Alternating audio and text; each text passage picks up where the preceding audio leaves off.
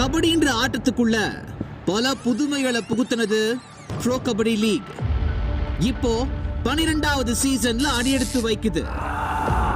இதுதான் எல்லாத்துக்குமே தெரிஞ்ச விஷயமாச்சே.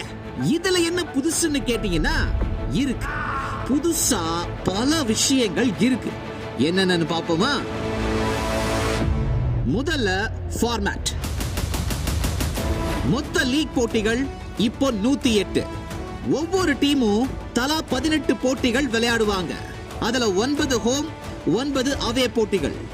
இன்னும் புதுமையா இந்த முறை 8 டீம்கள் வரைக்கும் பிளே ஆஃப் சுற்றுக்கு தகுதி பெறலாம். 2 பிளே இன் போட்டிகள், அதை தொடர்ந்து மொத்தம் 7 பிளே ஆஃப் போட்டிகள், இறுதி போட்டி உட்பட.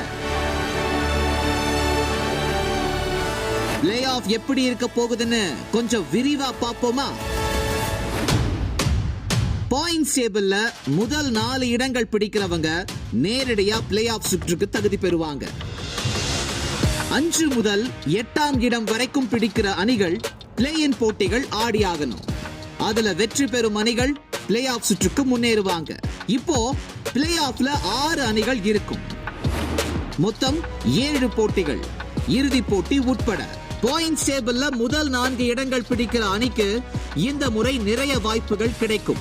அது மட்டும் இல்லைங்க, பாயிண்ட்ஸ் டேபிள்ல முதல் 2 இடம் பிடிக்கிற அணிகளுக்கு இறுதி போட்டிக்கு முன்னேற கூடுதலா ஒரு வாய்ப்பும் இருக்கு.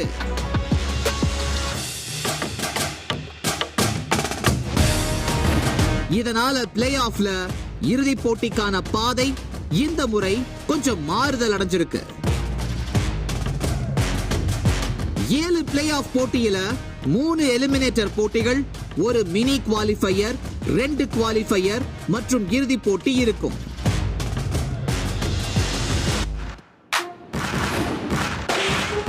இது மட்டும்தான் மாற்றமா? இல்லையே, பாயிண்ட் சிஸ்டம்ல கூட மாற்றம் வந்திருக்கு. இனிமே போட்டியோட முடிவுல வெற்றி அல்லது தோல்வி மட்டும்தான். ஜெயிக்கிற டீமுக்கு 2 புள்ளிகள் கிடைக்கும், தோற்கிற டீமுக்கு 0 புள்ளிகள். டிரா ஆனா 2 டீம்களுக்கும் புள்ளிய பகிர்ந்து கொடுக்கிற வேலையே இனி இல்ல. போட்டி டிரால முடியும் பட்சத்தில் டை பிரேக்கர் நடத்தப்படும்.